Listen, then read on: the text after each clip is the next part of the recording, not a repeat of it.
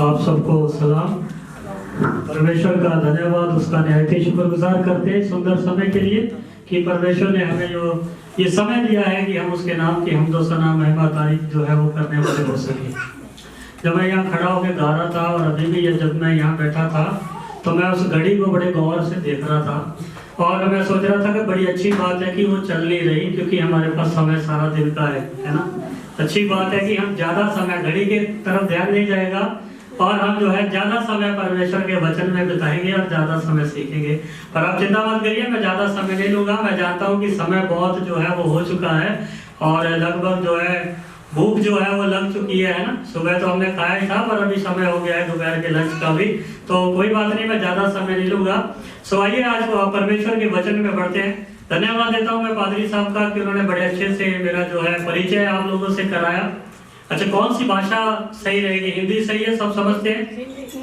Hindi okay, very good. तो बड़ा अच्छा इन्होंने मेरा परिचय कराया। मैं जो है इनका बहुत तहे दिल से जो है धन्यवाद देता हूँ कि इन्होंने अच्छे जो शब्दों के साथ मेरा परिचय कराया। मैं सचमुच ये हकीकत बात है कि लगभग जो है हमारा नॉर्थ वेस्ट जितना है ये सब घूम लिया है। देहरादून, बिहार, आगरा, जोधपुर और अभी अम्बाला और तरह तरह के, और हिमाचल में और महाराष्ट्र में, गोवा में, मतलब सब जगह जाकर के हमने परमेश्वर की महिमा की। अलग अलग तरीके के लोगों से मिले और जब अलग अलग तरीके के लोगों से हम मिले तो हम जो है अब कई चीजें आप जानते, एक आदत होती है हर इंसान की। मेरी एक बड़ी अच्छी आदत है कि मैं ऑब्जर्वेशन बड़ी अच्छी करता हूँ। जब भी कहीं जाता हूँ किसी चीज को देखता हूँ तो मैं ऑब्जर्व करता हूँ कि ये हालात या ये समय जो दौर जो है वो कैसा चल रहा है और उससे सीखता हूँ।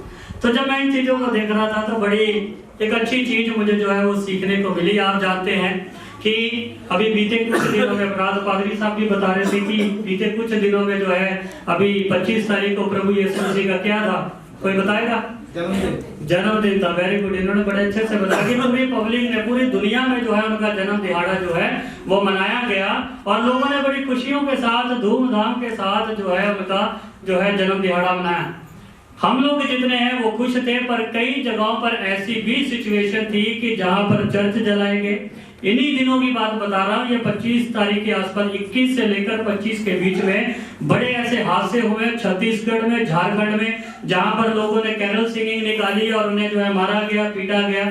अभी रात में हम देख रहे थे एक वीडियो में कि सेंटा क्लॉज की ड्रेस को जो है घसीटा जा रहा है, चर्चों का विरोध किया जा रहा है। ये होना लाजमी है, ये विरोध होना लाजमी है, क्योंकि इन्हीं सब चिन्हों से, इन्हीं सब निशानों से पता चलेगा कि हमारा प्रभु यीशु मसीह जल्द आने वाला है। और इन्हीं चीजों को देख करके जो है हम देखते हैं कि यीशु मसीह का इस संसार में आने का मुख्य कारण क्या था। आप जानते हैं क्यों जरूरत पड़ी प्रभु यीशु मसीह को इस संसार में आने की? जबकि उसने तो संसार बनाया, और जब उसने बनाया बड़ा पाक और पवित्र संसार बनाया। जब उसने आदम और हवा को बनाया तो उनके चारों तरफ एक बगीचा भी, इस एक बगीचे के अंदर उन्हें रखा और इन्हें एक बड़ा अच्छा शुद्ध वातावरण दिया जिसमें कोई मिलावट नहीं थी, जिसके अंदर कुछ भी ऐसा पाप, ऐसा गुनाह नहीं था। बड़ा पाक और पवित्र परमेश्वर ने उनको बगीचा दिया। तब मेरे भाई और बहनों, इंसान ने क्या स्वीकार किया? उन्होंने खुद पाप चुनने का चुनाव। आप जानते हैं बाइबल में लिखा है कि हम लोग जितने हैं, जितने मसीह को मानने वाले हैं, हम स्वर्गदूतों से उत्तम हैं। उत्तम बनाया परमेश्वर ने हमें। स्वर्गदूतों के पास कोई मौका नहीं है चुनने का, उनके पास चुनाव करने का कोई जरिया नहीं है। पर हम देखो कितने खुश नसीब है कि परमेश्वर ने हमें वो जरिया दिया है कि हम चुनाव कर सकें। हमारे पास मर्जी है, हम सही और गलत में से चुन सकते हैं। हमारे पास ये मौका है कि क्या हमारे लिए अच्छा है और क्या। और सचमुच जो है इंसान ने चुना, और इंसान ने क्या चुना? पाप चुना। इस पाप की बदौलत ही प्रभु यीशु मसीह को इस दुनिया में जो है वो आना पड़ा। रात में पादरी साहब बता रहे थे कि दो जगहों पर खास जो है वो संदेश पहुंचाया गया था। उसके बाद पूरी पब्लिक में कब पहुंच गया नहीं पता चला, पर दूतों ने जो है वो खास 2 जगह पर संदेश सुनाया था। आप जानते हैं, पहला कहां पर? गडरियों को, चरवाहों को, और दूसरा उन मजूसियों को जो पूर्व देश की ओर रहते थे। आप जानते हैं उन्होंने यीशु मसीह के जन्म पर उसे कुछ तोहफे दिए थे, कुछ गिफ्ट, कुछ उपहार दिए थे यीशु मसीह को। पहला क्या दिया था उन्होंने? सोना। सबसे पहले क्या दिया था? सोना। अच्छा, ये बातें करने से पहले मैं आपको बता दूं, हम जितने मसीह को मानने वाले हैं ना, लोग पता में क्या कहते हैं कि ये तो जो है विदेशी गुरु को मानते हैं। क्या कहते हैं? ये विदेशी गुरु को मानते हैं। ये यीशु मसीह इस यहाँ का नहीं है। कहाँ का है? वो विदेश की धरती का है, वो वहां पर जो है पैदा हुआ है, इसलिए हम जो है उसे क्यों माने? हम जितने मसीह को मानते हैं, हमारा क्या किया जाता है? विरोध किया जाता है। आप जितने इतिहास की जानकारी रखते हैं, जिन्होंने भूगोल पढ़ा है, जो इतिहास को जानते हैं, आप जानते हैं पूरी दुनिया के अंदर कितने महाद्वीप हैं? पूरी दुनिया के अंदर महाद्वीप कितने बड़े, कॉन्टिनेंट कितने हैं? अगर इंग्लिश में देखें तो इंग्लिश में महाद्वीप के अंदर यीशु मसीह पैदा हुआ, वो हमसे अलग नहीं है। इसी महाद्वीप का हमारे रंग रूप, हमारी वेशभूषा, हमारी भाषा का बोलने वाला यीशु मसीह था। इसी जो है महाद्वीप के अंदर हम रहते हैं, इसी महाद्वीप के अंदर भारत है, इसी महाद्वीप के अंदर जो है इजराइल है, इसी महाद्वीप में यीशु मसीह पैदा हुआ। तो हम फिर विदेशी कैसे हुए? हम तो एक ही शक्ल के, एक ही सूरत के हुए ना, एक ही मिट्टी के हुए। आप जानते जितना राजस्थान में रहता है उतना ही जो है इजराइल के आसपास, देखो पैलेस्टीन, गाजा, सऊदी अरब, ये कहाँ है? बिल्कुल पास ही है भारत के, कोई ज्यादा दूर नहीं है, ज्यादा समय नहीं लगता। बजाय इसके अमेरिका जाने के दुबई जाना बड़ा आसान है, बड़े इजी है, सस्ते दामों पर आदमी जो है पहुंच जाता है। इसलिए जो है हमें इस बात की चिंता करने की जरूरत नहीं कि हमारा गुरु विदेशी है, नहीं, वो हमारे जैसा हमारे ही महाद्वीप के अंदर पैदा हुआ, और लोग आज उसी चीज का विरोध करते हैं। तो जब हम इन चीजों के बारे में बात करें तो सेम उसी तरीके से ये जो तीनों मजूसी जो आए थे, जिन्होंने सोना प्रभु यीशु मसीह को चढ़ाया था, जिनमें से एक ने क्या चढ़ाया था? सोना। आप जानते हैं सोना किस चीज को संबोधित करता है? सोना किस चीज की पहचान है? जब आप, हाँ जी, शुद्धता का, और राजाओं का, और किस चीज का पहचान है? सोना क्या करता है हमारे शरीर को? महिलाएं हमारे बीच में है, हमारे बीच में बहनें हैं, उन्होंने सोना पहन रखा है, किस लिए पहना है? सुंदरता को बढ़ाने के लिए, है ना? क्या आपको अपने परमेश्वर पे भरोसा नहीं है कि परमेश्वर ने मुझे सुंदर बनाया? भरोसा है, पर फिर भी जो है एक एक्स्ट्रा ऑर्डिनरी जो है, क्या कहते हैं, हम सुंदर दिखने के लिए क्या करते हैं? हार श्रृंगार करते हैं। सेम उसी तरीके से सोना, बिल्कुल सही बात कही। जब राजा नबूकदनेस्सर ने वो मूर्ति देखी थी, वो लंबी चौड़ी मूर्ति देखी थी, उसमें से सबसे पहले क्या था? सोना, सोने का वो सर था। और जब वो सोने का सर था तो परमेश्वर, जो दानियल जब उसे उत्तर बताता है तो क्या कहता है? राजा तू महान हो, तू चिरंजीवी रहे, क्योंकि तेरा राज्य सब में उत्तम गिना गया, सब में बढ़िया राज्य जो है वो सोने का गिना गया। तो जो सोना प्रभु यीशु मसीह को चढ़ाया गया, वो एक राजा को पेश किया गया कि इस बात को दिखाया गया कि ये जन्म से ही क्या है? राजा है, इस बात को बताया गया। उसके बाद दूसरा कौन सी चीज थी जो चढ़ाई गई? लोबान। लोबान जो है वो किस लिए किया जाता है? लोबान को ज्यादातर आज की भाषा में समझे तो लाख जो होती है, जिसमें जब हम चिट्ठी डालते हैं, सरकारी जो रजिस्ट्री करते हैं या स्पीड पोस्ट डालते हैं, तो एक लाख पिघला करके जो है मोहर लगाई जाती है। पुराने समय में एक जो है लोबान एक तरह का मसाला हुआ करता था, जिसे मुर्दे के शरीर पर मसला जाता था ताकि उसमें से बदबू ना आए। और लोबान जो है यीशु मसीह को चढ़ाया गया, जो इस बात को जाहिर करता है कि ये पैदा हुआ है और एक दिन हमारे पापों के लिए क्या करेगा? अपनी जान को कुर्बान करेगा। और उसके बाद एक गंधरस चढ़ाया गया, जो तीसरी चीज थी वो क्या थी? गंधरस। आप जानते हैं जब परमेश्वर ने मूसा को मिलाप वाला तंबू बनाने के लिए कहा, तो उसमें उसने कहा मिलाप वाले तंबू में एक वेदी बनाना, उस वेदी के ऊपर जो है वो मसा किया हुआ मेमना जो है उसका जो है चर्बी को जलाना, तो उसकी सुगंध, उसमें लिखा उसकी सुगंध कहाँ पहुंचेगी? परमेश्वर की हजूरी में पहुंचेगी, और उससे पता चलेगा कि मैं क्या हूँ। लिखा मैं तुम्हारा परमेश्वर हूँ, लिखा फिर मैं बादल बन करके आऊंगा और तुम्हारी प्रार्थनाओं को सुनूंगा। पवित्रता को जाहिर करता है ना? तो देखो कितनी अच्छी अच्छी चीजें परमेश्वर को चढ़ाई गई हैं। तो सेम आज हम देखेंगे वो किस लिए आया था? ताकि हमारे पापों का क्या कर सके? उद्धार कर सके। एक बड़ा अच्छा वचन है, मुझे लगता है सबको जवानी याद होगा, यूहन्ना की किताब उसका 3 अध्याय उसका 16 वचन क्या कहता है? सबको याद है? क्या लिखा है? क्योंकि परमेश्वर ने जगत से ऐसा प्रेम रखा कि जो कोई उस पर विश्वास करे वह नाश न हो बल्कि अनंत जीवन पाए। इंग्लिश में बड़े अच्छे से लिखा for God so love the world that he gave his only begotten son. Only मतलब होता सिर्फ इकलौता, एक ही उसके पास था और उसने किसके लिए दे दिया? संसार के लिए। किस चीज के लिए? एक हमसे प्यार रखने के लिए, एक हमसे मोहब्बत रखने के लिए, एक अपना रिश्ता हमसे कायम करने के लिए परमेश्वर ने अपने पुत्र को इस संसार में भेजा। आज उसी प्यार मोहब्बत के बारे में सीखेंगे। रात पादरी साहब भी बता रहे थे कि जो है अलग अलग चर्चों में कलीसिया को संदेश देना तो बड़ा अच्छा लगता है, पर जब किसी दूसरे की कलीसिया में जाते हैं या एक दूसरे से मिलते हैं, आपसे प्यार मोहब्बत जो है रखना बहुत जरूरी है। हम तब जो है वहां पर जो है शैतान के बहकावे में आ जाते हैं और फिर जो है एक दूसरे के खिलाफ जो है वो बोलते हैं। तो इसलिए बाइबल बताती है कि परमेश्वर ने हमसे प्यार रखा। हमने कभी, मेरे बहनों भाइयों, हमने कभी परमेश्वर से प्यार नहीं किया। बाइबल में कहीं नहीं लिखा इंसान ने प्यार किया। अगर प्यार किया होता तो इजरायली 400 साल की गुलामी में नहीं जाते। अगर प्यार किया होता तो इजरायली मारे नहीं जाते। सारी मंडली को 6.5 लाख लोग थे जिन्हें मूसा निकाल के लेके आया, और कनान देश में कितने पहुंचे? सिर्फ 2। अगर प्यार किया होता तो वो मरते नहीं, वो जाते। कौन कौन गया था कोई बताएगा? एक काबिल और दूसरा यहोशुआ। सिर्फ 2 ही लोग जो है कनान देश में पहुंच पाए थे। उसके बाद जितने पुराने थे वो सब मर गए थे, बाकी आगे पहुंचे थे तो उनके बाल बच्चे और यहोशुआ के साथ जो है वो पहुंचे थे। आज उसी प्यार मोहब्बत के बारे में बात करेंगे। यूनान की भाषा में, ग्रीक की भाषा में 4 शब्द हैं जो सिर्फ और सिर्फ प्यार को दर्शाते हैं। यूनान की भाषा में, ग्रीक भाषा में जब हम पढ़ते हैं तो 4 ऐसे शब्द हैं जो प्यार को दर्शाते हैं, जो मोहब्बत को दर्शाते हैं। उनमें से पहला है इरोस। इरोस का मतलब होता है रोमांटिक लव। मतलब जो आज का जो है हम संसार में देखते हैं, जो फिल्मों में हमें दिखाया जाता है रोमांटिक लव, जो एक लड़का लड़की से, जो पति अपनी पत्नी से करता है, लिखा वो रोमांटिक लव जो है उसे क्या कहते हैं? इरोस। दूसरा है स्टोज। स्टोज का मतलब होता है फैमिली लव।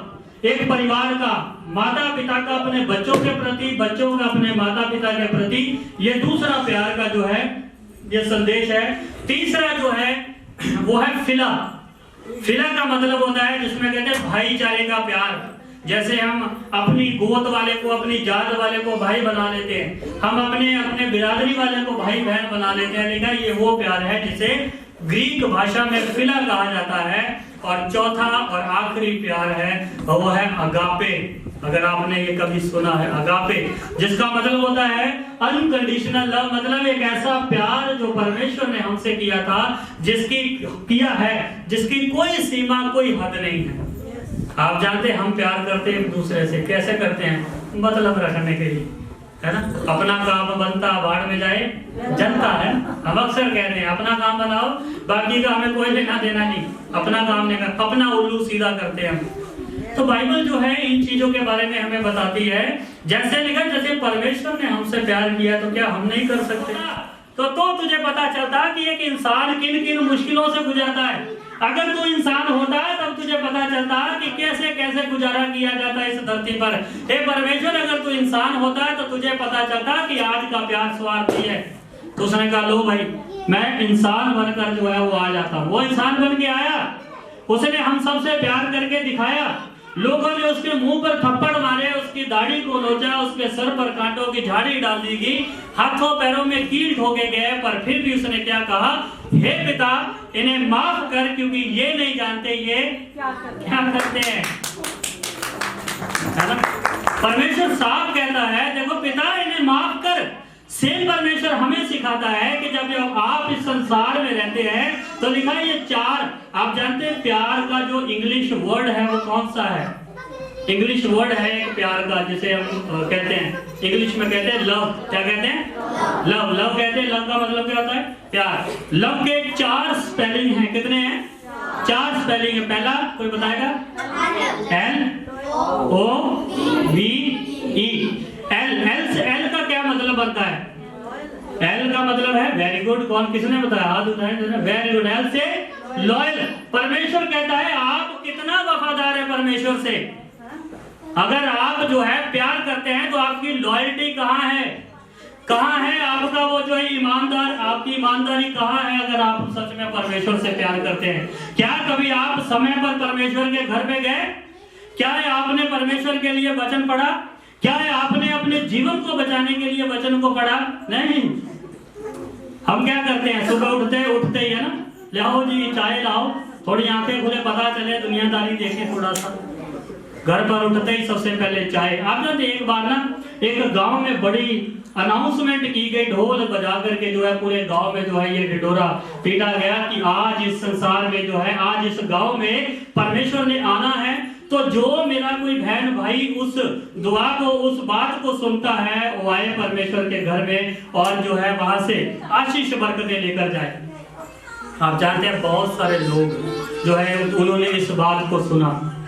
सबसे पहले आप जानते हैं जब अगली सुबह हुई तो सबसे पहले जो है हमारे पंडित भाई जो है वो सुबह सुबह उठे और गंगा पर स्नान करने गए। उनके तुरंत दिमाग में आया, एकदम से स्नान किया, दिमाग में आया, अरे परमेश्वर ने तो जो है हमें जो है आज आशीष बरकतें लेने के लिए बुलाया था और मैं कहीं देर ना हो जाऊं। वो फटाफट स्नान किया, दौड़ा, अपना गमछा लिया और चला गया परमेश्वर के घर में और जाके दरवाजा बजाया। तो परमेश्वर ने जो है दरवाजा खोला तो उन्होंने पूछा कौन आया जी? मैं जी ये पंडित। उन्होंने कहा ठीक है, किस लिए आए हैं? मैं आशीष बरकतें लेने के लिए आया। तो उन्होंने कहा आओ और भर लो।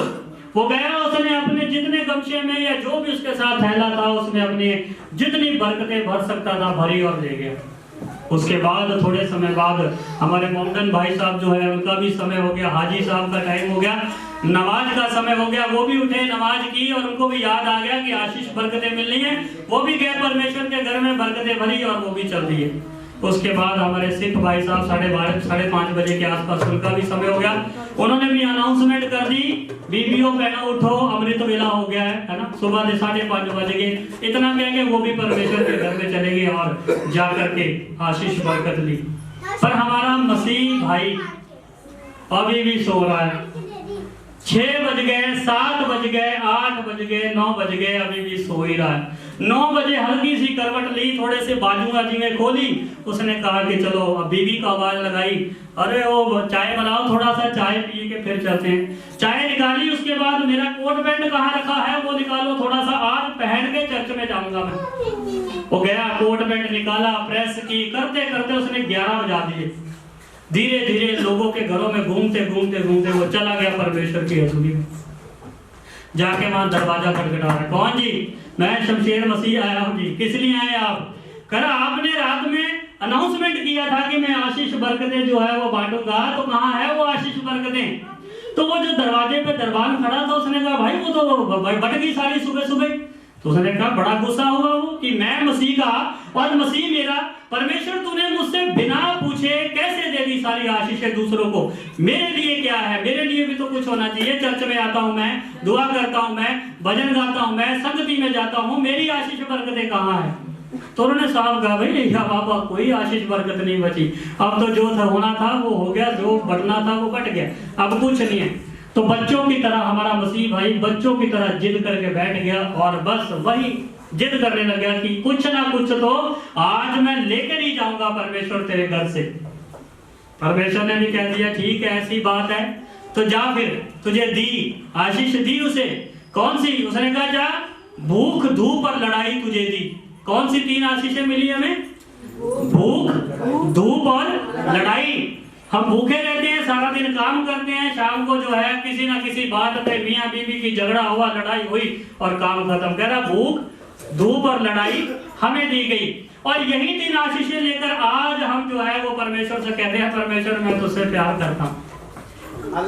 वचन के बारे में लड़ाई करते हैं हम, पारिवारिक हमारे प्रार्थना नहीं है, कोई प्यार मोहब्बत हमारे परिवारों में दिखता नहीं है और हम परमेश्वर से कहते हैं परमेश्वर मैं तुझसे प्यार करता हूँ। परमेश्वर जैसा तूने प्यार रखा ना वैसा मैं तुझसे प्यार रखता हूँ। अपने अपने इंडिविजुअली हर कोई अपने अपने मन में कहता है मैं परमेश्वर से प्यार करता हूँ, पर अंदर हम जानते हैं कोई नहीं करता। आइए वचन से पढ़ेंगे, पहला कुरिन्थियों उसको 13 अध्याय उसका 1 से 3 वचन पढ़ेंगे। बड़ा अच्छा वचन है, जिनके पास परमेश्वर का वचन है आप मेरे साथ खोल लेंगे। पहला कुरिन्थियों उसका 13 अध्याय, अगर आपके पास परमेश्वर का वचन है तो आप मेरे साथ खोल लेंगे। पहला कुरिन्थियों उसका 13 अध्याय उसके 1 वचन से लेकर 3 वचन तक पढ़ेंगे। क्या लिखा है पहला कुरिन्थियों? मैं चाहता हूं कि इस कलीसिया में से कोई पढ़े।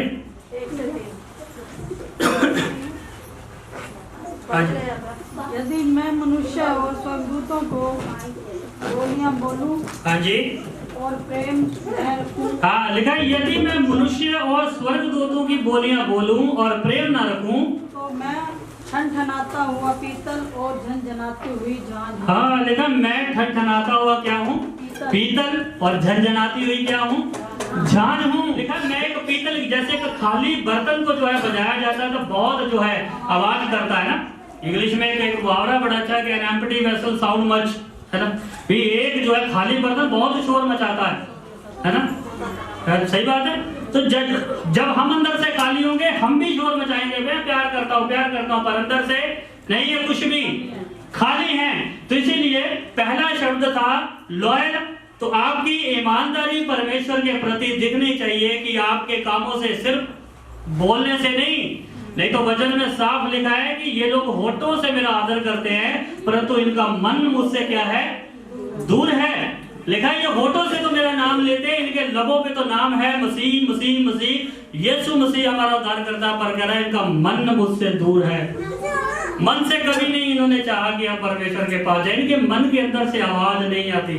इसलिए बाइबल कहती है कि चाहे मैं मनुष्य और शक्कर कितना भी मीठा बोल लीजिए आप, अगर मुंह पे जो है आपके मिठास है ना, आप कितना मीठा बोलते हैं, कितने आप जो है अच्छे से काम करके बताते हैं, पर आपका आपके पिता के प्रति, आपका आपके भाई के प्रति, आपका अपनी बहन के प्रति, अपनी माता के प्रति अगर प्यार नहीं है तो लिखा सब व्यर्थ है, किसी काम का नहीं।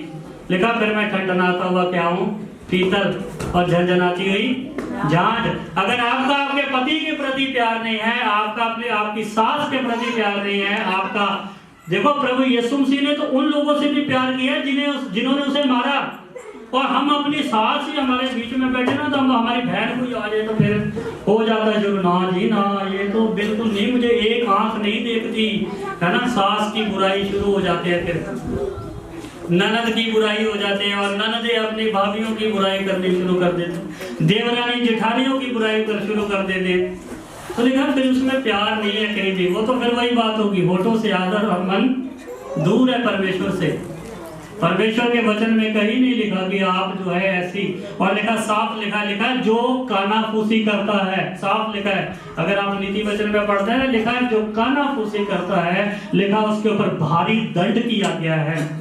जो अपने ही भाई, अपने पड़ोसी की चुगली करता है तो लिखा उसके गले में खरास का पुड़ बांधकर उसे गहरे समुद्र में डाल दो। फिर तो सोचिए फिर कहाँ है हमारा प्यार? अगर तो लॉयल्टी कहाँ है? पहला क्या शब्द क्या था? एल से क्या है? लॉयल मतलब ईमानदार। फिर हमारी ईमानदारी कहाँ रही? हम अपनी सास के प्रति ईमानदार नहीं है, अपने पति के प्रति ईमानदार नहीं है, अपने भाई बहन। तो फिर, और आप जानते हैं परमेश्वर में लिखा है अगर तुम मसीह में आगे बढ़ना चाहते हो तो पहले अपने घर से शुरुआत करो। एक पादरी के लिए, एक अध्यक्ष के लिए यह बात कही गई है कि अगर कोई परमेश्वर का दास, परमेश्वर का अध्यक्ष होना चाहता है तो पहले अपने घर को संभालना सीखे। अगर वो अपने घर का अच्छा प्रबंध कर सकता है तो फिर परमेश्वर की भेड़ों की रखवाली करेगा। तो सोचो, अगर पादरी है या कोई कलीसिया का एल्डर है या कोई डीकन है या कोई भी ऐसा इंसान जो आज परमेश्वर को मानता है, अगर वो अपने घर की जो है वो देखरेख नहीं कर सकता, उसके घर में ही प्यार नहीं है, तो फिर वो दूसरे के प्रति ईमानदार कहां से होगा? दूसरा शब्द क्या था? वो से ओबीडिएंट। Very good. कौन बता रहा है? Very good. ओबीडिएंट, वो से ओबीडिएंट। आप कितने आज्ञाकारी हैं? वचन बताता है कि जो, आप जानते हैं पतरस, जिसे सिमोन कहा जाता था, पतरस, जब यीशु मसीह पतरस की नाव पर चढ़ा तो यीशु मसीह ने पतरस को कहा, पतरस अपनी नाव ले चल और गहरे पानी में डाल, जाल को डाल। आप जानते हैं उससे पहले वचन में लिखा है कि पतरस अपनी नाव पर से उतर करके जाल धो रहा था, साफ कर रहा था। जब यीशु मसीह नाव पर चढ़ा तो फिर उसे कहा, जा और अपनी नाव को जो है गहरे पानी में ले चल और अपना जाल डाल। क्या ऐसा हो सकता है एक बार हमने सारा काम, अब मैं ही कह दूं किसी को ये यहाँ से लेके वहां तक झाड़ू लगा दो, कोई झाड़ू लगा दे, पूरे गेट तक लगा दिया, और मैं कहूँ ना फिर से लगा, कोई नहीं लगाएगा। और आप जानते हैं यीशु मसीह की उम्र महज 30 साल थी उस समय, और पतरस जो है उस काम में बूढ़ा हो चुका था। उस काम में पतरस जो है जिंदगी भर उसने मछलियां पकड़ी थी, तो क्या वो नहीं जानता था कि किस जगह पर मछली है, किस जगह पर नहीं है? वो कहता भी है, परमेश्वर सारी रात हमने मेहनत की है, सारी रात हम लगे रहे पर हमें कुछ नहीं मिला। और यीशु मसीह ने, जबकि वो यीशु मसीह को जानता नहीं था, उससे पहले कभी नहीं मिला। उसने सुना था मसीह के बारे में पर कभी मिला नहीं था। पहली बार यीशु मसीह ने उसे कहा यहाँ जाल डालो, तो उसने वही जाल डाला। कह रहा परमेश्वर हमने मेहनत तो बहुत कर ली है, पर अगर तू कहता है तो मैं जाल डालता हूँ। साफ लिखा है, लिखा अगर तू कहता है तो मैं जाल डालता हूँ। तो नंबर 2 का वर्ड था आज्ञाकारी, ओबीडिएंट। लिखा हम कितने आज्ञाकारी वजह से, लिखा धीरे धीरे धीरे जो वहां से निकले थे वो खत्म हो गए। उनमें से एक सिर्फ 2 लोगों ने जो है कनान देश देखा। तो सोचिए हम तो फिर कुछ नहीं है। वो तो उसे तो इजराइल परमेश्वर ने नाम दिया था और उसे अपना जेठा जो है पहलोठा बच्चा उसे कहा था परमेश्वर ने। तो सोचो फिर हम क्या चीज है। आज वचन में हम पढ़ते हैं कि अगर हमारा विश्वास किसके जितना होना चाहिए। मैं क्यों ऐसा कर रहा हूं, क्योंकि राई के दाना है ना, हाथ में ही आ जाता है। हमारा विश्वास कैसा होना चाहिए, राई के दाने जैसा। लिखा हो अगर तुम पहाड़ को भी कहोगे समुद्र में जाके तो वो क्या करेगा, आज गिरता है। चलिए मैं इस टेबल को कहता हूँ थोड़ा सा आगे खिसक जा, हो जाएगा, नहीं होगा। एक बार ना एक पादरी चर्च में मेरी तरह बेचारा बड़े जोश से प्रचार कर रहा कि अगर तुम विश्वास से कुछ भी कहोगे वो तुम्हारे लिए हो जाएगा। तो एक भाई जो है वो नदी पार करके आता था। ध्यान दीजिए, थोड़ा सा शांति बनाए रखिए, बस ज्यादा समय नहीं, समय ऑलमोस्ट मेरा हो गया। वो थोड़ा सा आगे जो है वो नदी थी और नदी को पार करके वो जो है वो जाता था चर्च। जब भी कभी सब्त का दिन आता वो उसमें पार करता और जाता। एक दिन उसने जो है चर्च में बैठ करके जो है वचन सुना जिसमें पादरी साहब ने कहा था कि मूसा ने लाल सागर में डंडा मारा और पानी आधा इधर और आधा इधर हो गया। मेरे भाइयों बहनों, अगर आप भी विश्वास से मारोगे तो पानी आधा इधर और आधा इधर हो जाएगा।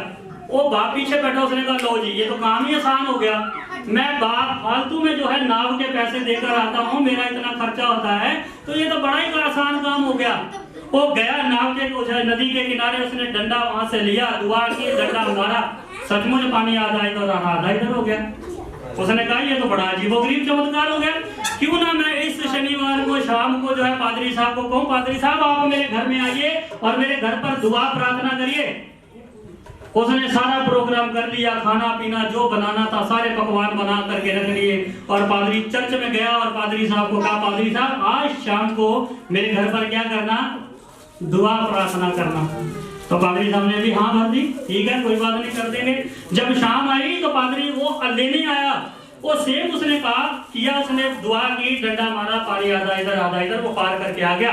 पादरी साहब को कहता पादरी साहब चलिए फटाफट, अब तो टाइम बहुत हो गया है, चले। तो पादरी साहब भी गए नदी के किनारे, जाके वो आदमी तो निकल गया और पादरी साहब वही खड़े, जा ही नहीं रहे, आगे नहीं बढ़ रहे। उन्होंने कहा वही से तू पैसा आ जाओ फटाफट। वो कह रहे भाई कैसे आऊं, ये गीली मिट्टी है, मैं डूब गया, ये पानी इधर से इधर चलने लगा तो मेरा क्या होगा, मैं तो बीच में जो है फंस जाऊंगा। किसी को कहना जो है वो बड़ा अच्छा लगता है, किसी को जो है कहने के बारे में किसी को समझाना हो ना तो बड़ा अच्छा लगता है कि हाँ मैं समझाता हूँ। पर अगर कोई खुद पे बात आती है ना फिर क्या होता है, फिर जो है फिर बड़ा मुश्किल हो जाता है। वो पादरी जो है वहां खड़ा हुआ, उसने कहा, फिर वो वापिस आया, उसने कहा पादरी साहब आप डरिए मत, मैं साथ हूँ, आप ही ने मुझे सिखाया था कि पानी में विश्वास से डंडा मारोगे पानी आधा इधर हो जाएगा। तो उसने कहा कि ठीक है। पादरी साहब ने जैसे ही पैर रखा अंदर, इधर देखा वो आदमी ने हाथ पकड़ के उसे फटाफट निकाला और फिर नाव की और नाव से लेके गया उसे। तो कई बार जो है हम राई का दाना जो है वो बहुत छोटा होता है, उंगलियों में अगर मसलेंगे ना तो दिखाई भी नहीं देता शायद। और आज के समय को अगर हम देखें ना तो मुझे नहीं लगता राई के दाने के बराबर भी किसी का विश्वास है। और ये कब कहा था, चेलों को कहा था परमेश्वर ने, चेलों के समय, उस समय कहा था, आज से 2000 साल पहले कहा था परमेश्वर ने कि अगर तुम राई के दाने के बराबर विश्वास करो ना तो हो जाएगा तुम्हारे लिए। पर आज देखो 2000 साल बाद आज तो राई के दाने के बराबर भी नहीं होगा मुझे लगता है ना। नहीं, आप जानते हैं जब यीशु मसीह दुआ करता था तो कितने समय में उत्तर मिलता था उसे, इंस्टेंट। 2 मिनट में मैगी वाले कहते हैं, वो दावा करते हैं कि 2 मिनट में नूडल तैयार, मैगी नूडल तैयार। पर यीशु मसीह का सेकंड में होता था। उसने यहाँ दुआ की, तुरंत दुष्ट आत्मा निकल जाती थी। यहाँ दुआ की, अंधे देखने लगते थे। यहाँ दुआ की, लंगड़े चलने लगते थे, बोलने लगते थे गूंगे। और हम दुआ करते हैं तो क्या होता है, 6-6 महीने तक सुनी नहीं जाती। हम दुआ करते हैं, साल लग जाता है, दुआ ही नहीं सुनी जाती। क्यों? क्योंकि हम आज्ञाकारी नहीं है। आप जानते हैं पतरस, जिस पतरस की हम बात करें, जब उसने जाल डाला, लिखा उसमें से इतनी मछलियां निकली कि उनके जाल फटने लगे। और ये देखे पतरस बड़ा अचंभा हुआ कि सचमुच जो है ये कोई ना कोई परमेश्वर का जो है ये जन है। आज्ञाकारिता जो है वो सबसे बहुत जरूरी है। पहला ईमानदारी, दूसरा आज्ञाकारिता जो है परमेश्वर के साथ होनी चाहिए। तीसरा वी से क्या बनता है, वैल्यूएबल। हमें जो है एक दूसरे की वैल्यू, एक दूसरे की इज्जत, मान, सत्कार जो है वो करना पड़ेगा। ऐसा ना हो कि हम चर्च में बैठे हैं, मेरे महावीर अंकल से कोई लेना देना नहीं है, इन्होंने मुझे चर्च में बैठे एक ताना मार दिया था, अरे चर्च का टाइम तो 11 बजे आप अब आ रहे हैं। तो अगले सबत, अगले शनिवार को जब दुआ होगी ना, मैं नहीं बोलूंगा ना जी ना, इन्होंने मुझे ताना मारा था, तो मैं इधर मुंह करके बैठूंगा, ये इधर मुंह करके बैठेंगे, है ना। लेकिन एक दूसरे की इज्जत, रिस्पेक्ट करो। परमेश्वर साफ जो है वचन में लिखा है। आइए जो है पढ़े, क्या लिखा है, आगे भी लिखा है। दूसरा वचन पढ़िए, उसका क्या लिखा है, और यदि मैं भविष्यवाणी कर सकूं और सब भेदों और सब प्रकार के ज्ञान को समझूं, और मुझे यहाँ तक पूरा विश्वास हो कि मैं पहाड़ों को हटा दूं, परंतु प्रेम न रखूं तो मैं कुछ भी नहीं। हाँ, लिखा भले कितना भी विश्वास रखूं, मैं इतना विश्वास कि मैं जो है यहाँ से इस स्पीच बोर्ड को हटा करके वहां से दुआ के साथ यहाँ से ऐसे हाथ रख के दुआ करूं, टच तो सारी की सारी कलीसिया गिर जाए। यहाँ से मैं हाथ रख के दुआ करूं, किसी के हाथ सर पर उंगली रख के ऐसे दुआ करूं और वो आदमी गिर जाए, तो लिखा भले ही मेरे अंदर कितना भी सामर्थ्य क्यों ना हो, पर अगर मेरे अंदर वृक्ष से गिराना जो है मेरा व्यर्थ है, चाहे आप रुमाल से गिराइए चाहे ऐसे। और मैं आपको एक चीज बताऊं, जब लोग गिरते हैं तो कैसे गिरते हैं, पीछे को गिरते हैं ना ऐसे। पर यीशु मसीह के सामने जितने भी लोग गिरे थे, उन्होंने आगे को दंडवत करके जो है अपना सर झुकाया था, पीछे को कोई नहीं गिरा था। पूरी बाइबल के अंदर कहीं नहीं लिखा हो कि कोई पीछे को गिरा हो। हर एक जो भी गिरा था, जो भी यीशु मसीह के सामने आया था, उसने आगे सर झुका के दंडवत किया था परमेश्वर को। पूरी बाइबल में कहीं नहीं लिखा हो कि कोई दुआ की हो और पीछे को गिरा हो। इसलिए लिखा है परमेश्वर के साथ वफादार रहें, परमेश्वर की आज्ञाकारिता रहें और इज्जत करें एक दूसरे की। अपने पादरी की इज्जत करें। यहाँ तो हम बड़ी इज्जत करते हैं ना जी ना, पादरी साहब आप बताइए सही, हम काम सारा कर देंगे। घर जाते ही ओ बड़ा पेड़ा हो ना, पादरी चंगा नहीं आए हो, तो काम सारा दिन सानू ही दसदा रहता, आप करता ही नहीं कुछ भी। आप जानते हैं साहब, बाइबल में जो लिखा है, आपके प्रचारक जो है वो आदर के 2 गुना आदर के योग्य है। लिखा 2 गुना आदर के योग है। आप एक बार ना मत नहीं, एक बार नहीं, 2 गुना उन्हें जो है आदर बढ़ करके दो।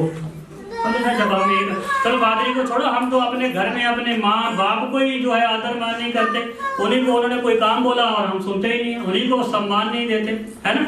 हाँ, वो बहन जो है उंगली लगा के बता रही है। एक बार ऐसे ही एक बहन अपने बेटी को कहती है कि बच्चा, वो लड़की अपनी माँ को बार बार एक शब्द कहती है कि माँ मैं आपसे प्यार करती हूँ, मम्मा I love you so much. वो कह रही मम्मा I love you so much, I can do anything for you. तो कह रही मैं कुछ भी कर सकती हूँ आपके लिए, मम्मा आप जो है बहुत अच्छी हो। तो मम्मा सुबह सुबह पराठे बना के देती है, खाती है, मम्मा यू आर सो स्वीट, है ना, बड़ा अच्छा टेस्टी पराठा बनाया आपने, खा पी के। और मम्मा ने कहा बर्तन अब पड़े कौन धोएगा, तो मम्मा ने कहा अच्छा तुम मुझसे प्यार करती है ना। हाँ मम्मा बहुत प्यार करती है। चलो ये फिर बर्तन है, मैं अभी थोड़ा सा वो आंटी के घर से आ रही हूँ, आप जो है इन बर्तनों को धो देना। वो आई, मम्मा आपको पता नहीं, मम्मा आई तो मम्मा देखा अरे बर्तन धोए ऐसे कैसे पड़े हैं, बेटा ये आपने बर्तन नहीं धोए। मम्मा आपको पता नहीं मैंने नेल्स कितनी मुश्किल से बढ़ाए हैं, आप जानती नहीं मैंने इस पे पेंट जो है लगाया, मेरे नाखून खराब हो जाएंगे, है ना। इनमें ना वो सर्फ जो है इनमें फंस जाता है, सर्फ से उंगलियां फटने लग जाती हैं। मम्मा आई कांट डू एनीथिंग, मैं नहीं कर सकती। तो मम्मा फिर चल कोई बात नहीं, चलो कोई बात नहीं, तो ऐसा कर घर में झाड़ू पोछा करते है ना। तो झाड़ू पोछे के नाम पे उसने नहीं मम्मा ये तो बहुत हमारा, मम्मा आपने इतना बड़ा घर ले क्यों लिया जिसमें पोछा लगाते लगाते सारा दिन निकल जाता है? छोटा सा घर होना चाहिए था हमारा। इस छोटे से घर में चाहिए थोड़ा सा पोछा लगा। तो मम्मा कह रही चलो ठीक है, आप जो है घर में पोछा भी मत लगाओ, आप जो है सब्जी काट दो। मम्मा वो सब्जी से जब नाइफ चलाती है ना तो अंगूठे पे कट लग जाते हैं, है ना? तो क्या आपको लगता है वो बच्ची अपने मम्मा से प्यार करती है? नहीं, कभी नहीं। सेम हम करते हैं। परमेश्वर हमसे कहता समय पर चर्च जाना, हम जाते हैं नहीं। परमेश्वर कहता है जाना और भजन गाना। कितने कौन कौन यहाँ नया है? पहले हाथ दिखाएंगे जो पहली बार जो आया। ओके 1 2 3 4 5 आप भी ओके 6 तो 6 लोग। बाकी जो है वो बड़े पुराने, मैं सबको जानता हूँ, जितने पीछे बैठे हैं सबको जानता हूँ, बड़े पुराने हैं ना। आज कितने बजे आए हैं? तो मैं ताना नहीं मार रहा, मैं हम हकीकत बात कर रहे हैं जो फैक्ट है ना? कितने बजे हैं? समय कब का दिया गया था पादरी साहब ने? 11 बजे का समय जो है वो बताया था, है ना? आप चिंता मत करिए, मैं भी उनमें से एक ही हूँ। मैं भी 15 मिनट लेट ही आया हूँ, मैं भी आप लोगों के साथ ही शामिल हूँ। तो ये मेरे लिए भी इतना है। आप जानते हैं रोमियो की किताब उसके दूसरे अध्याय में साफ लिखा है, जो चीज कलीसिया को सिखाता है क्या आप उसको फॉलो करता है, आप उसके अनुसार चलता है या नहीं? इसलिए तीसरा शब्द था हमारा वैल्यू, हमें एक दूसरे की रिस्पेक्ट करनी। और चौथा और आखिरी शब्द क्या है? ई से एम्पटी, मन अंदर से खाली होना चाहिए हमारा परमेश्वर से, परमेश्वर के वचनों को भरने के लिए। हम पहले ही भरे भराए ना आए कि अरे मेरे पास तो बहुत ज्ञान है, बाइबल मैं मुझसे ज्यादा बाइबल कौन जानता है, मैंने पूरी बाइबल पढ़ी है, मैं ये जानता हूँ, मैं वो जानता हूँ। लिखा जब आप परमेश्वर के घर में आते हैं तो अपने मन को खाली करके आइए, अपने दिल को, ताकि आप वहां से कुछ सीख सकें। जो आदमी पहले से ही अंदर से भरा होगा वो कभी नहीं सीख पाएगा, है ना? सीखने की कोई उम्र नहीं होती। मैं जब अंकल महावीर जानते, मैं बड़ा छोटा था जब से मैं ढोलक बजाता था, 8 साल का होगा मैं जब से मैंने शुरुआत की थी ढोलक बजाने की। और बजाते बजाते जो है करीबन 2011-12 तक मैंने ढोलक ही बजाई है और तबला। तो मैं एक चीज हमेशा जो है वो भूल जाता था। मैं बड़ी प्रैक्टिस करता था पर वो आई नहीं। 8 साल से लेकर सोचो कि मैं 2011 तक वो मुझे चीज ही नहीं आई। लगभग उस समय मेरी उम्र रही होगी 20-22 के आसपास, 20 साल के आसपास। मुझे उस समय नहीं पता था कि वो चीज कैसे बजानी। और मैं महाराष्ट्र में था, वहां मैंने फिर हारमोनियम पकड़ा, हारमोनियम बजाना शुरू किया। जब हारमोनियम बजाना शुरू किया तो मेरी ढोलक छूट गई। जो मैं सीखना था मुझे वो भी नहीं मैं सीख पाया। और मैं वहाँ हारमोनियम बजाता, वहाँ भी ऐसे चर्च में लाइव वर्शिप होती और हम जो है वहाँ वर्शिप करते। हमारे साथ एक खानदानी तबला मास्टर और हमारे साथ ढोलक, गिटार, हम लोग 12 लड़कों का हमारा ग्रुप था जिन्होंने जगह जगह जा करके जो है परमेश्वर की महिमा के लिए जो है स्तुति उसकी महिमा की।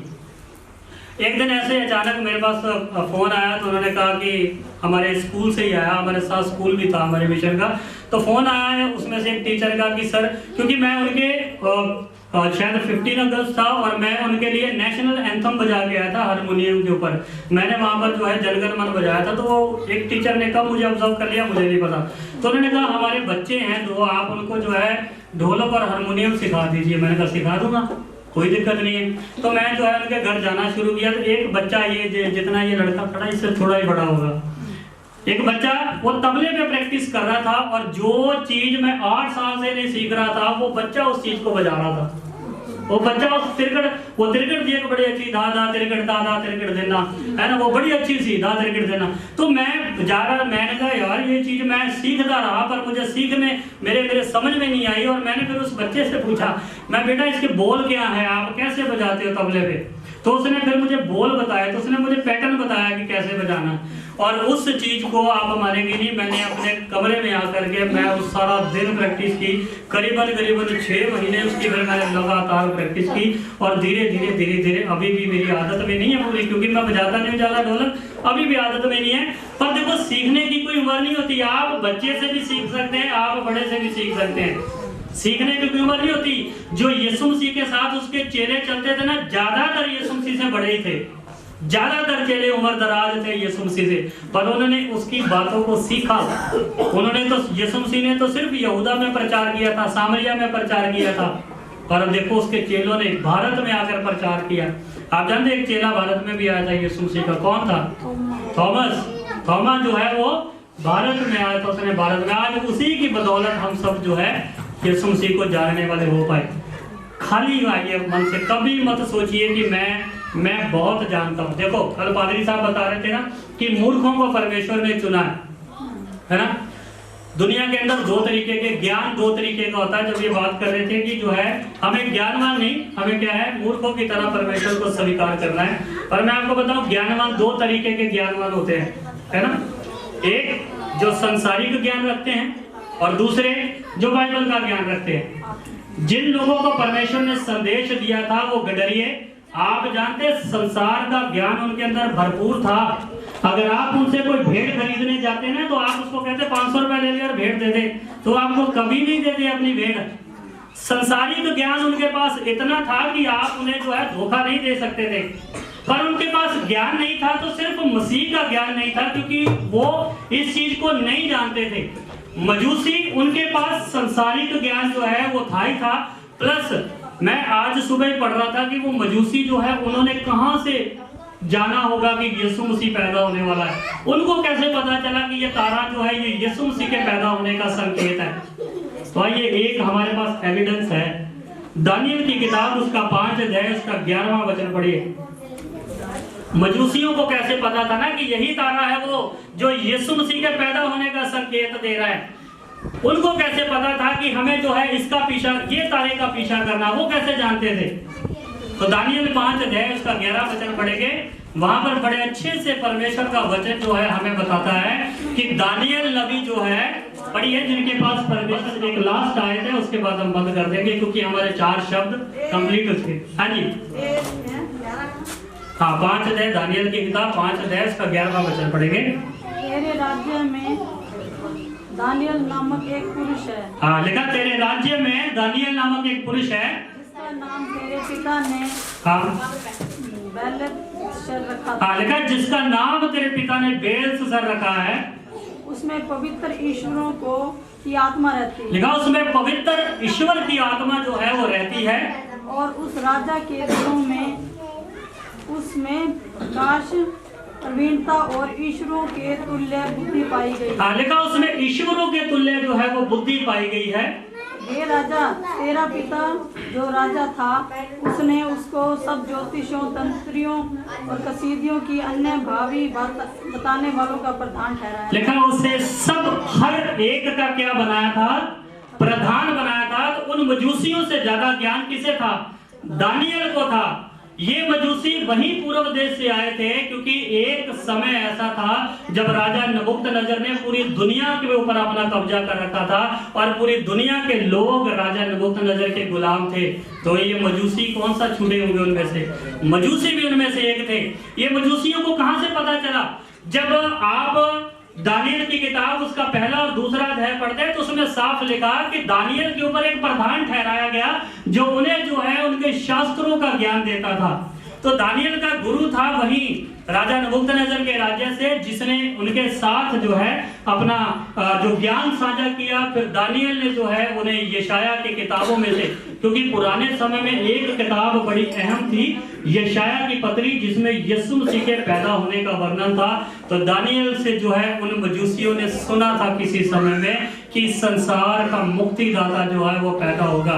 और उसमें जिक्र भी है खास करके, अगर आप पढ़ेंगे ना जो है, खैर मैंने तो जो है इस चीज को गूगल में देखा था सुबह, और गूगल से मैं जो है इन चीजों को पढ़ रहा था अलग अलग, जिसमें से हमारे 7th डे की डॉक्ट्रिन में और डॉक्यूमेंट्री भी थी, जिसमें से मैंने देखा था कि वो मजूसी जो है, लेकिन उसमें दानियल जो है उन्हें सिखाता था कि ये एक समय ऐसा आएगा लगभग 1st AD के BC, जब BC खत्म होगा, BC खत्म होते ही एक जो है धर्म का सूर्य उदय होगा और देखा उसके किरणों में शिफा होगी। फिर दानियल सिखाता था, वो मजूसी दानियल से सीखते थे, जिसकी वजह से उन्हें ये अंदाजा था कि एक समय दुनिया का मुक्तिदाता पैदा होने वाला है। और जब उन्होंने इस तारे को देखा तुरंत उनके ध्यान में आया कि ये तारा जो है, क्योंकि मजूसी कहीं नहीं लिखा बाइबल में कि तारे ने आवाज निकालकर मजूसियों को बताया हो कि जाओ दाऊद के नगर में तुम्हारे लिए एक राजा पैदा हुआ है। बाइबल में कहीं नहीं लिखा। उसमें लिखा उन्होंने तारा देखा, तारे को देखकर उन्होंने अंदाजा लगाया कि ये तारा पूरब की ओर है। तारा उनके आगे आगे चलता था और वो उसी के साथ साथ चलते चलते चलते चलते जो है वो राजा हेरोदेस के पास पहुंचे। तो इस तरीके से वो सीखते हैं। दानियल से उन्होंने सीखा था कि परमेश्वर जो है इस संसार का मुक्तिदाता जो है जो पैदा होने वाला। देखो तभी हमने क्या पढ़ा, लिखा दानियल सब ज्योतिषियों के ऊपर, सब ज्ञानवानों के ऊपर, सब के ऊपर जो है क्या था, प्रधान था। तो सोचो एक प्रधान जो है जिसके नीचे में ज्यादातर जो है काम करने वाले वो उन्हें सिखाता है ना, तरीके से बताता है कि कैसे हमें भी चर्चों में सिखाया जाता है, आज हमें भी सभाओं में बताया जाता है। पादरी साहब हमारे लिए दुआएं करते हैं, प्रार्थना करते हैं, रोजे रखते हैं, देर रात तक, रात बरात हम कभी भी फोन कर देते हैं, वो तुरंत आते हैं हमारे मदद के लिए, सहायता के लिए। तो लिखा फिर आप क्या करें, लिखा उनकी बात सुनेंगे।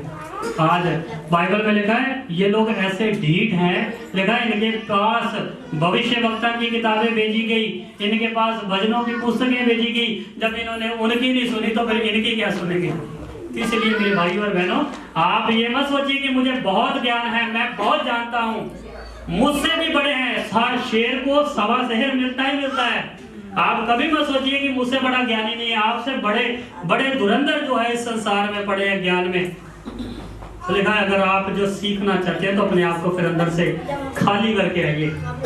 परमेश्वर के घर में उसने साफ कहा था कि मेरे घर में जो है साफ, जो यीशु मसीह के चेले जब उसके साथ जा रहे थे तो उन्हें साफ तौर से कहता है कि इन जो है फकीर फरीसियों सदूकियों के प्रधानों के खमीर से बचना। तो खमीर का मतलब क्या था, इनके घमंड से बचना, क्योंकि इनको बड़ा घमंड है कि मैं वचन बहुत जानता हूँ। लगा तुम इनसे बचना। मैं कभी किसी के साथ बहस नहीं करता, वचन की जब बात आती है तो मैं कभी बहस नहीं करता। मेरा सिर्फ एक ही जवाब होता है कि भाई आप बाइबल पढ़ो और जानो, क्योंकि बाइबल में एक वचन लिखा बड़ा अच्छा कि सच को जानो और सच तुम्हें क्या करेगा, आजाद करेगा। सच्चाई जानो। और बाइबल में साफ साफ लिखा है कि जो सच नहीं जानता ना, लिखा ना तो उसके पास पिता है फिर ना उसके पास पुत्र है। इसलिए मेरे भाई और बहनों, सीखने के मकसद से देखो, अगर आप उसी के साथ जाना चाहते हैं ना तो एक इंग्लिश में मैं पढ़ रहा था, उसमें लिखा बी ए गुड लिसनर, एक अच्छे सुनने वाले बनिए हमेशा। आप अपने आप को जो है ये मत दिखाइए कि आपके पास होगा संसारिक ज्ञान, भले ही आपके पास बहुत होगा। मेरे साथ अंकल महावीर हैं, हमारे बीच में और भी एक भाई है, तो संसारिक ज्ञान आपके पास मुझसे ज्यादा होगा, पर आप जानते हैं परमेश्वर ने जो है इस चीज की जिम्मेवारी जो है वो हमें दी है।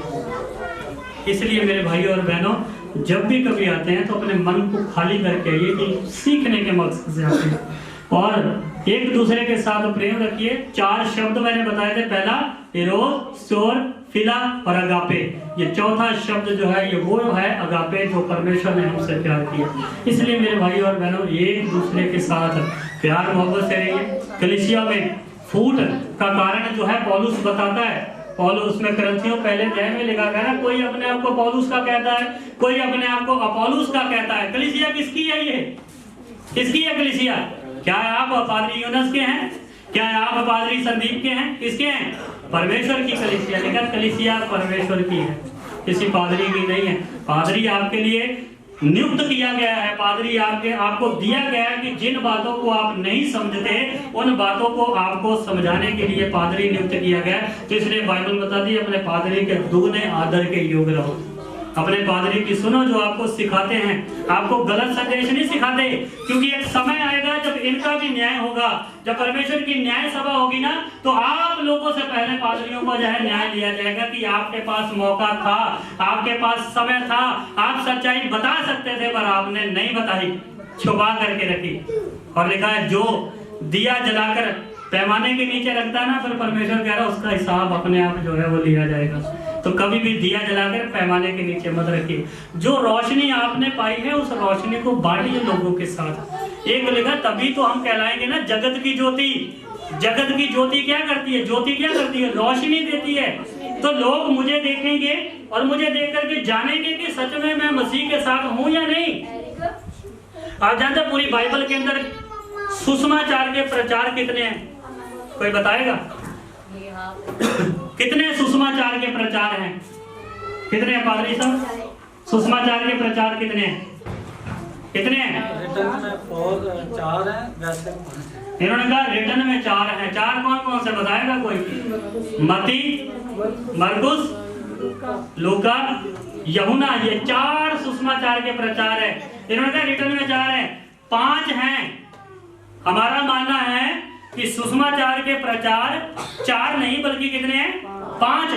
5वां मैं जीता जागता परमेश्वर की वो लो हूं जो लोगों में घूमता हूं तो लोग मुझे देखकर कहते हैं ये मेरे मसीह के लोग हैं। ये है वो पाक पवित्र प्रभु यीशु मसीह के लोग जाते। और आप जानते संसार हमें देखिए क्या कहता आ मसीह है जेडे थां ते लंगर खा लेंदे ये मसीह जिन्होंने भंडारे भी नहीं छड्डे ये है वो मसीह जेडे किते नहीं छड्डते है ना। मेरा एक दोस्त था वो जब भी कभी स्कूल से छुट्टी मांगता ना तो उसका एक ही जवाब होता था। अभी भी है वो हुड्डा चौक पे रेडी लगाता है फ्रूट की अभी भी है वो जब भी छुट्टी मांगता था ना ये कहता था सर मुझे ना छुट्टी दे दीजिए मुझे ना शादी में जाना। कई दिन ऐसे गुजरे तो सर ने ना गुस्से में आकर उसने कहा तुमने खैरपुर की कोई शादी छोड़ी है? कोई ऐसी शादी छोड़ी है जिसमें तुम नहीं जाते है ना। तो सेम कहीं हमारे साथ ना हो इसलिए मेरे भाइयों और बहनों आज का जो वचन है ना उसकी गहराई को समझिए कि परमेश्वर का वचन हमसे क्या बात करता है। परमेश्वर आप सबको आशीष और बरकत दे। आमीन।